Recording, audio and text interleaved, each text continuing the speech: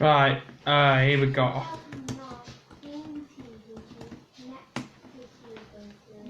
Right, what I'm going to have to do, guys, is, because I cannot bring him live, I'm going to get him on a video call, like I did with Carla last night. I'm just going to have to do that. So, I'll invite quite a few people.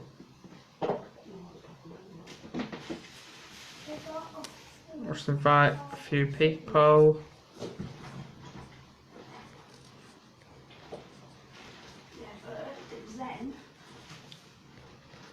Right.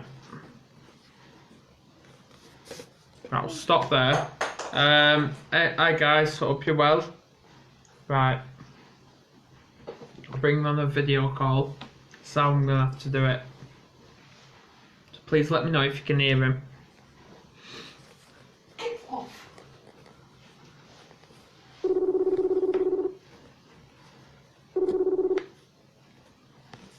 Yeah, buddy. Hi, mate. How's it going? Yeah, not bad. You sorted it out?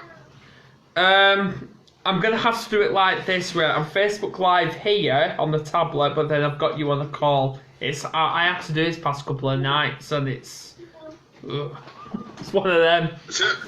It's one of them. But anyway, yes, right. Autism. Have we got company? I've got three with me, by the way. Hello. Hello, autism. Yeah, right. Not many people understand how wide of a spectrum it actually is. Now, obviously, what we need to talk about is how we need to stop the stigma, in actually cutting down on all this discrimination. Yeah. Yeah. So, would you be able to tell us how? A lot of it's because it doesn't get talked about, and because people only started getting diagnosed properly back in '99, weren't they? Yeah. And it's still one of those sort of taboo subjects where people are afraid to talk about it, even though it's something that a lot of people actually have, and they probably deal with it every day. They just don't realise. A lot of people masking it. Yeah. And that's the problem. I think people are afraid of what they don't know. Yeah, I totally agree with you, Neil. Because obviously, like, I'm a guy that lives with Asperger's myself, and all my life I've done nothing but be the outcast and constantly being bullied. And I believe the educational system, tends to pick on the vulnerable, which is the special needs kids, the most, rather than people who can offer them good grades, good qualifications, stuff like that, if you get me. See, I would have to argue a little bit against that, because, like I say, we all know, those that are in the know, we're born with the condition. It's not something that you develop through your life. I didn't struggle per se at school. I actually did really well. Right. I masked my condition all my life until 32, and I got diagnosed. And I managed to come out of school with 7 C's, a B and an A, at GCSE level. So I like to think I'm bucking the trend a little bit on that one. Yeah. But I get what you're saying. So some people do get, I'm not saying victimised, because that's probably the wrong word to use, but some people are pushed to one side a little bit because maybe they can't keep up, or they see things in a different way, and they shouldn't do. But I think there's more help these days now than there has ever been, but it's not enough yet. Yeah, I totally agree with you, because obviously I could take, for example, my son into consideration. He's obviously been diagnosed with autism as well, and we had to pull him out of mainstream school because the school were just failing him left day in, day out. And when I'm speaking to other parents and they've got special needs kids, them special needs kids are being pushed out of that school, left, right and centre, because that primary school wants to meet all these government targets, all these good grades. And I feel like we are living in a discriminating world, sorry. I believe we are. We are. Yeah. I just think all it needs is people to be more honest and be more open and not afraid. You know, autism isn't something to be scared of. No.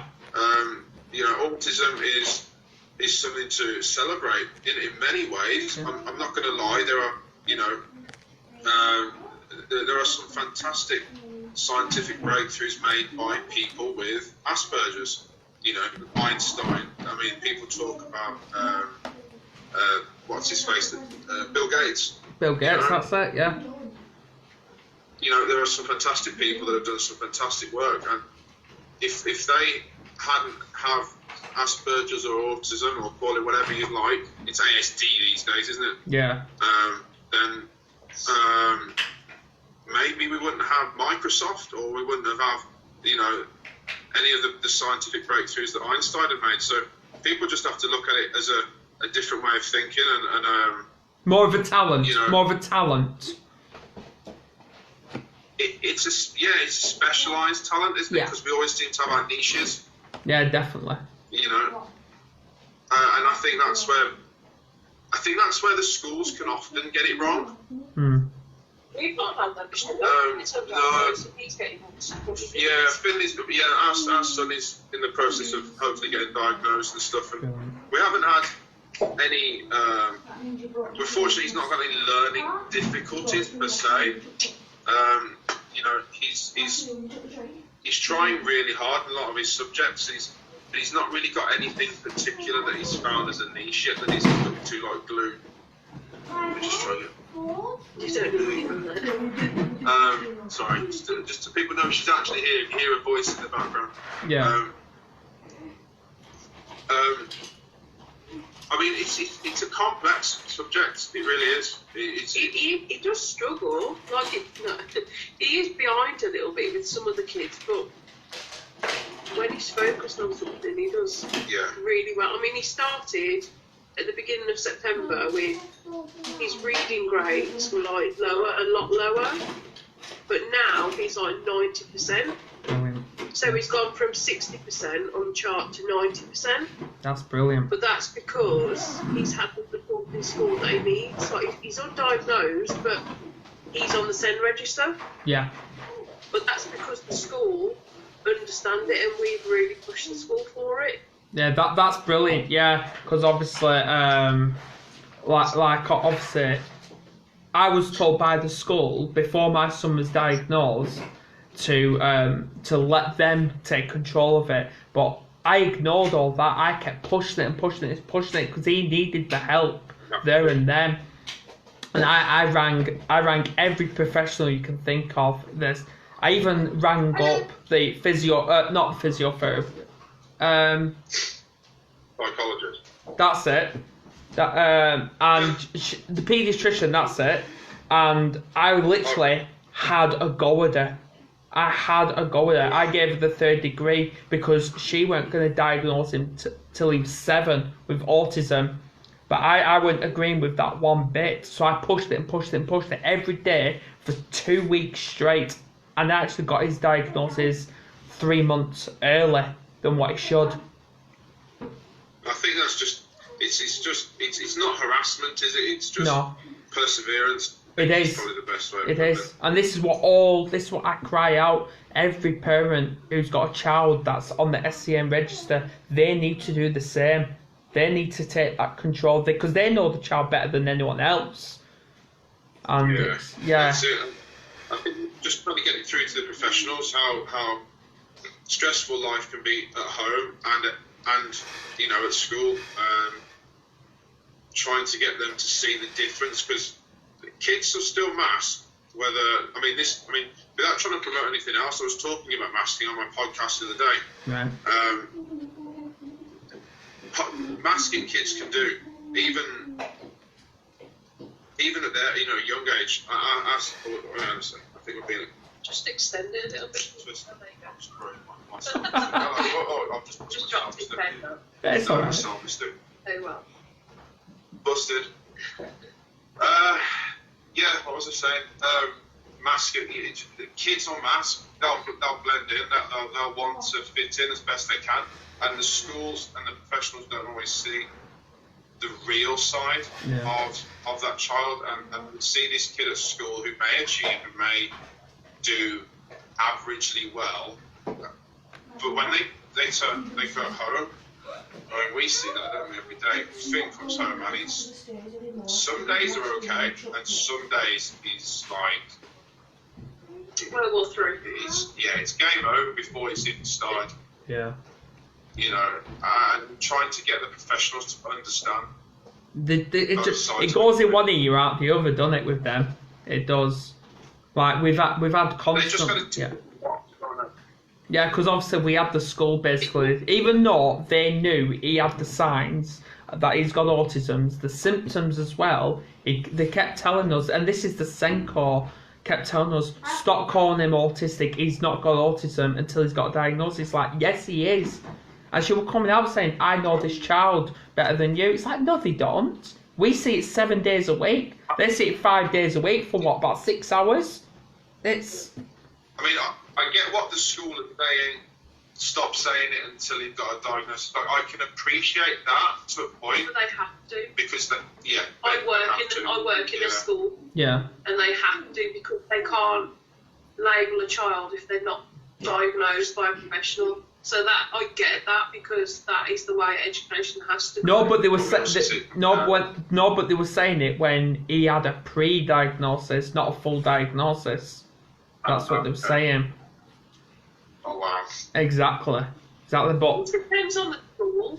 It just depends how you feel lucky. Because with our school that our son goes to, we're quite lucky. Yeah. You know, we've got a good relationship with the lady that works with the special needs children, and then we've got a good relationship with his actual teacher. So we've got little coping mechanisms that we put together with his teacher. Yeah. So we're quite lucky, really. Yeah, well, obviously. And we've got a good behind us. Yeah. Well, obviously, like my son, he's got an educational healthcare plan now, which is I think is brilliant. But thing is, obviously, we was going through the sections of it.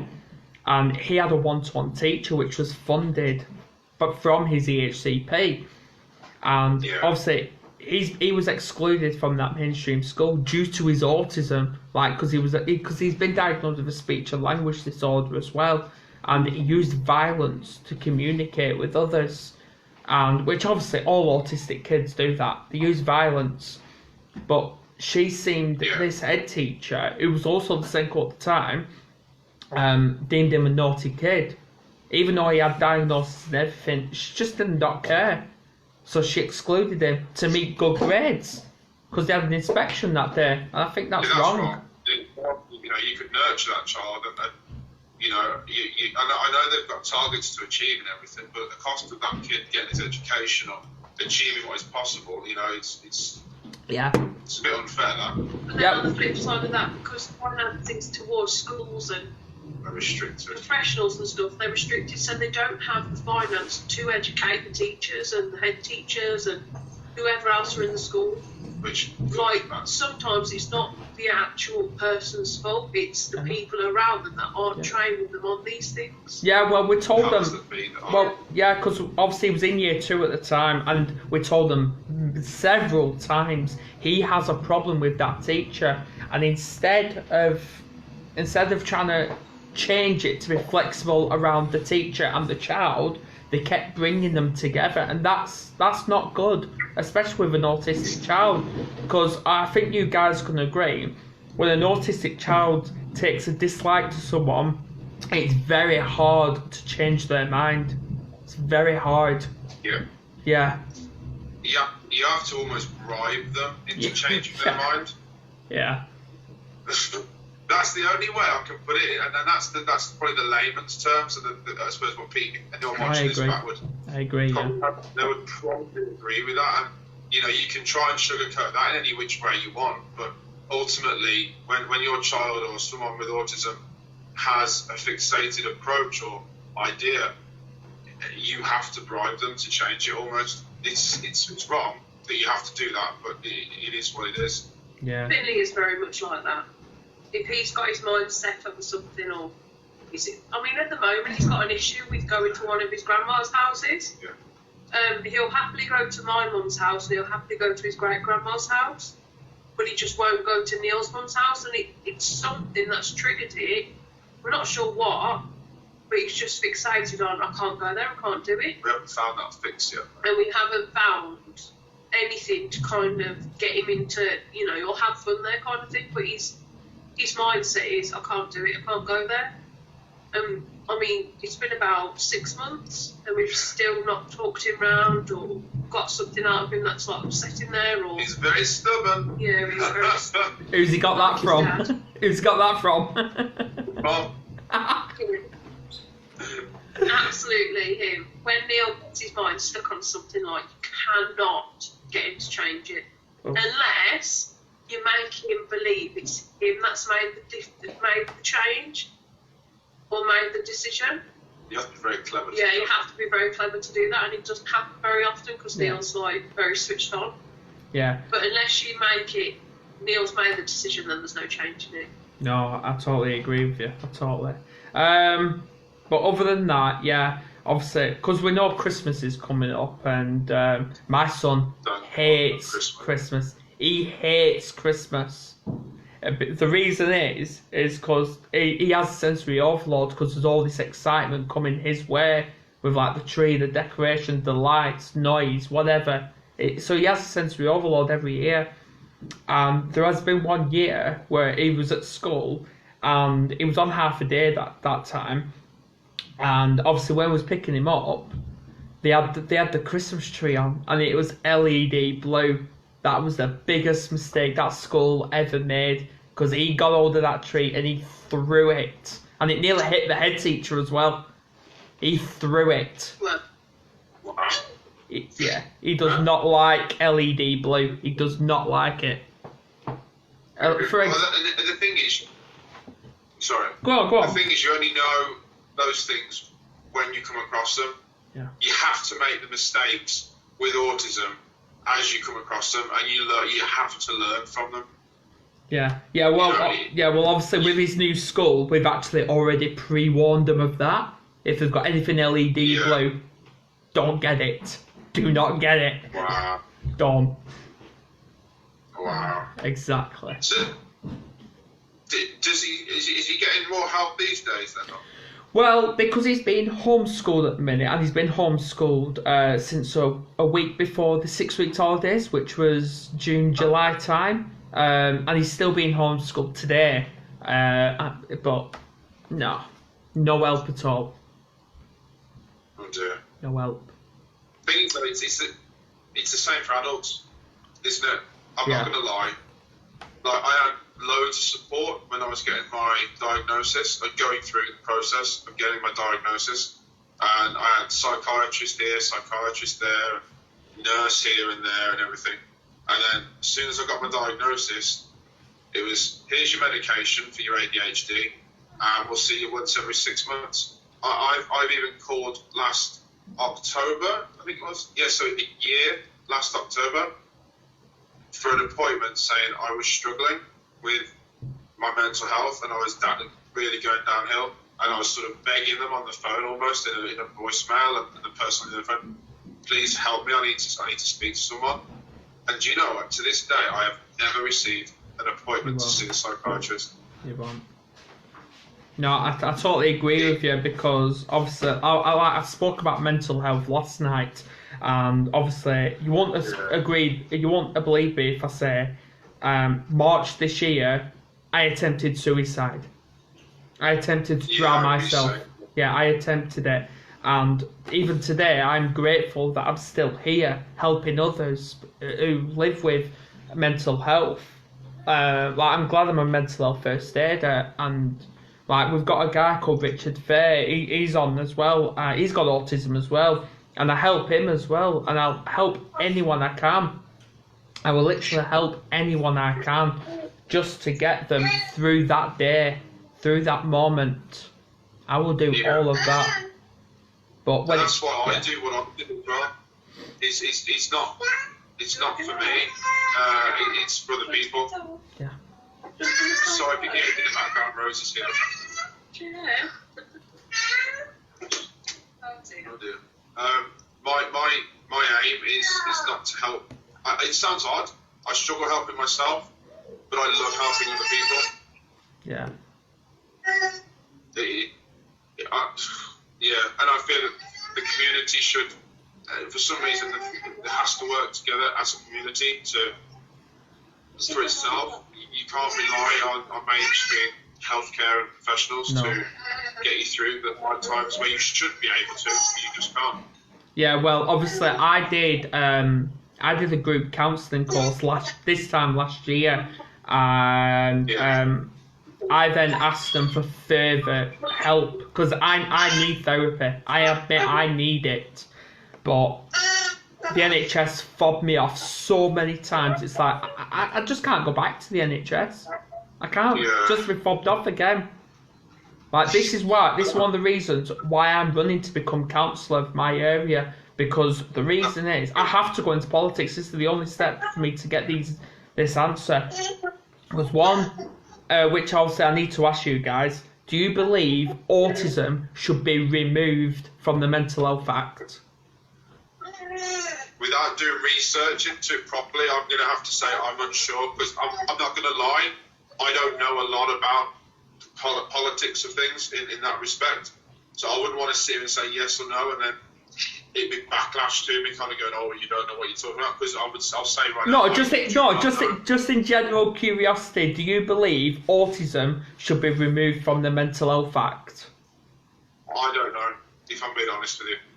I don't know enough about where it sits in the Mental Health Act to be able to make a decision. Because my opinion, it should be removed, because obviously, yes, autism is a physical and emotional disability. Yes, it is, but it's not a mental on the grounds, because it's a neurological disorder and not a mental illness. They're associating it with the brain, though, aren't they? Which is mental health, though. Yeah, that's true. That's true, but the thing with autism, though, autism obviously is diagnosis, but it comes with a lot of attachments like social anxiety, depression, personality disorders, anything like that. They all come with it, and they are classed as mental health. So it's a bit of a catch-22, isn't it? Catch-22. Yeah, a lot of things come with autism that are classed as mental health. I suppose autism is the brolly, if you will, and all the other subheadings are underneath the brolly. It's like an umbrella company, if you will.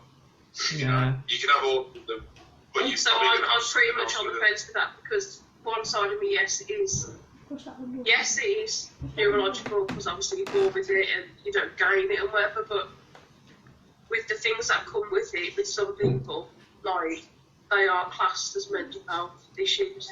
Yeah. Because they are psychological, like depression, it is psychological, and social anxiety, it's psychological, like it's all in your head. Like, I am on the fence with that, because I do believe it is a mental health. Yeah, I agree with you, yeah.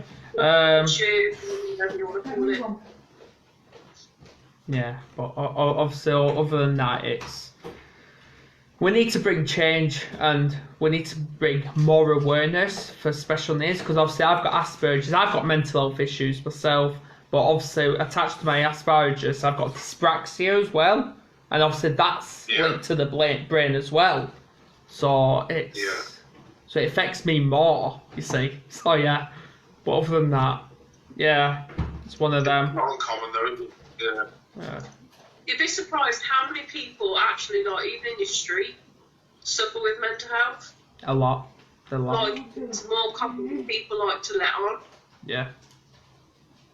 And it's a big grey area, because there's that many branches of it, and there's different variations, different severities, different subcategories. I think the problem is these days, and it all knuckles down to finances, because there's people out there that treat people with autism, bipolar, personality disorder, anything that they've got, like, even if it's physical disability or mental disability, like, people treat them different because they're not educated on it, and that's not their fault. If they work in a professional job, like a teacher or someone that works in a nursery or something, you know, something to do with people that they deal with people every day, like, it's not their fault because they haven't been given the opportunity to do courses on learning about autism and whatever else.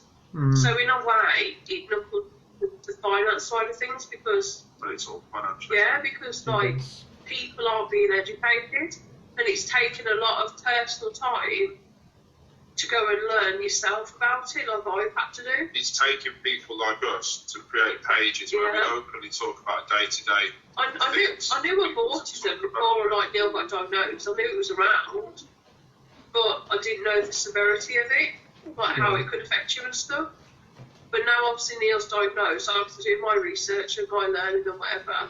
And obviously with Finley, I've had to do the same. But working in a school as a first aider, I've also had to do first aid training with mental health. Yeah. Well, one book I would recommend you to read is, I bloody love this book. It's called The Reason I Jump.